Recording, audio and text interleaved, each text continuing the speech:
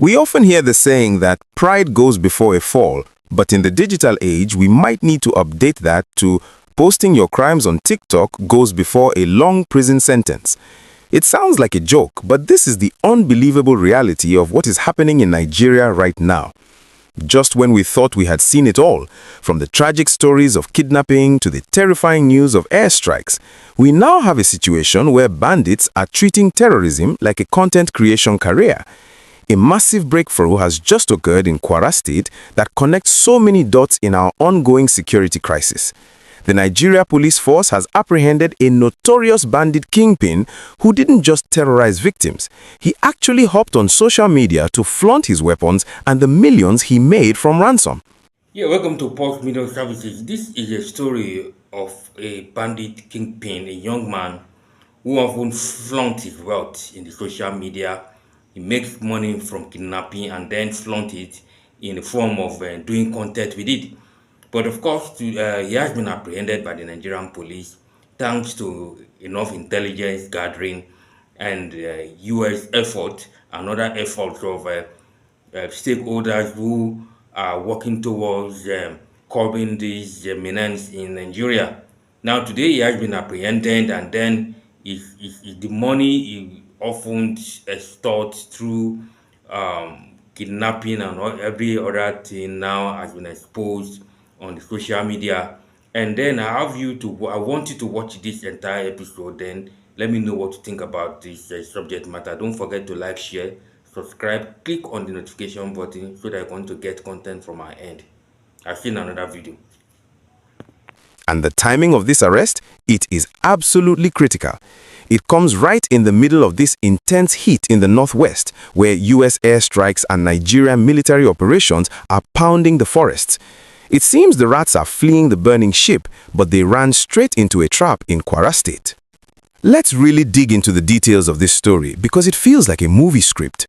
On Friday, December 19, 2025, operatives of the Force Intelligence Department Intelligence Response Team, known as the FIDIRT, pulled off a major covert operation. They were working hand in hand with the Kwara State Police Command.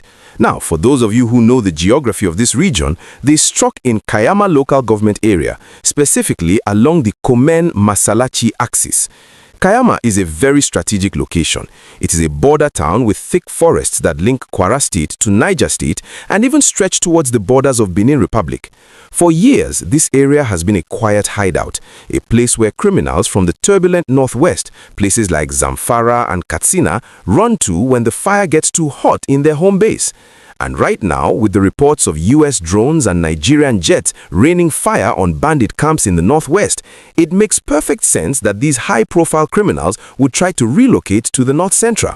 They thought Kayama would be their safe haven. They were wrong. The suspects arrested are two heavyweights in the kidnapping underworld. First, we have 30-year-old Shehu Mohammadu, also known as Gide. But the man of the hour, the face that is making headlines, is 26-year-old Abubakar Usman, famously known as Sidi. This young man represents a new dangerous generation of criminals who crave attention just as much as they crave money. The police force revealed that Sidi was recently identified as the exact individual seen in a viral video that circulated all over the internet. In that video, he wasn't hiding his face in shame. No, he was flaunting high-caliber firearms and displaying massive bundles of cash, bragging about his wealth. Imagine the arrogance. Imagine the pain of the families who paid that ransom money, seeing it being displayed on TikTok or WhatsApp statuses as a flex. It is a level of impunity that makes your blood boil. He thought he was untouchable, a celebrity of the underworld. But he forgot that the same internet he used to show off is the same tool the intelligence response team used to track him down. Now, I want to pause here for a second because this brings up a huge conversation about how we use social media. We usually think of intelligence gathering as spies in the bushes, but sometimes it is just an officer watching a TikTok video and spotting a landmark or a face. What do you think about criminals snitching on themselves for likes? It is almost laughable if it wasn't so deadly. If you are enjoying this breakdown and you want to keep getting the real gist behind the headlines, please go ahead and smash that like button right now. It really helps us push this video to more people who need to know that the law is actually working.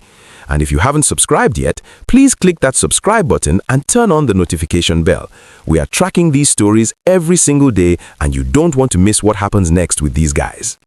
Let's talk about what they recovered, because the headline says millions recovered, and the math definitely adds up. When the police intercepted these guys in Komen Masalachi village, they didn't just find pocket change. They recovered a brand new Honda AC125 motorcycle. Now, you might say it's just a bike, but in the world of banditry, a high-performance bike like this is like a luxury SUV. The police valued this specific red motorcycle at a staggering 1.85 million naira. And here's the chilling part. Investigations revealed that this bike was purchased directly from proceeds from ransom payments. That's 1.85 million naira that was likely squeezed out of a distressed family, now converted into a getaway vehicle. On top of the bike, they found 500,000 naira in cold, hard cash. The police described this as unspent ransom money.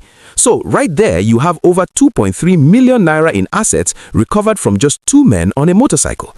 But the most dangerous item recovered wasn't the cash or the bike. It was an AK-47.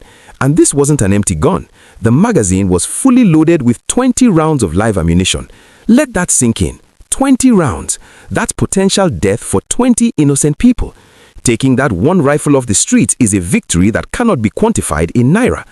Preliminary investigations have revealed that Sidi and Gide belong to a notorious gang that has been terrorizing a massive stretch of Nigeria, from Zamfara and Katsina in the northwest, all the way down to Niger and Kwara in the north-central. This confirms what security experts have been saying. These are not isolated local gangs. They are a syndicate. They move. When the airstrikes hit Zamfara, they move to Niger. When the military sweeps Niger, they move to Kwara. They are also suppliers, running guns and ammo to other criminal groups. So, breaking them down breaks a crucial supply chain in the banditry network. The connection to the US airstrikes and the intensified military pressure is the silent background to this story. Why would a kingpin who operates in Zamfara be found in a village in Kwara? It is because the comfort zone is gone. We've been discussing the reported elimination of leaders like Tuji Bello and the bombardment of the forests. This pressure forces them to migrate, and when they migrate, they make mistakes, they expose themselves. And in Sidi's case, his need for social media fame made him even bigger a target. The Inspector General of Police, Dr. Kayode Egbetokun, has come out to commend the operatives for this breakthrough. He reassured Nigerians that the force is committed to dismantling these networks, whether they are hiding in the deep forest or hiding in plain sight on social media. The suspects are currently cooperating with investigators. This is the part that should make the rest of their gang very nervous. Cooperating usually means they are singing like birds. They are likely giving up names, locations of camps, and the identities of their camp suppliers. To get a lighter sentence, this arrest could trigger a domino effect that takes down even more kingpins in the coming weeks. It is a classic case of how one loose thread or one viral video can unravel an entire criminal sweater.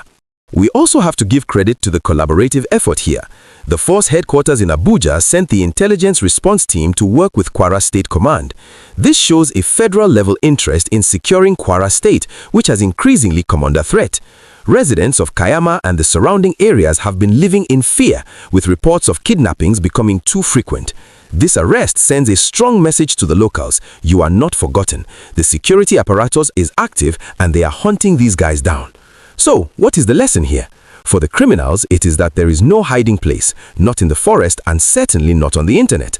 And for us, the citizens, the police spokesperson CSP Benjamin Hundein said it best. We need to continue supporting the police with timely and credible information.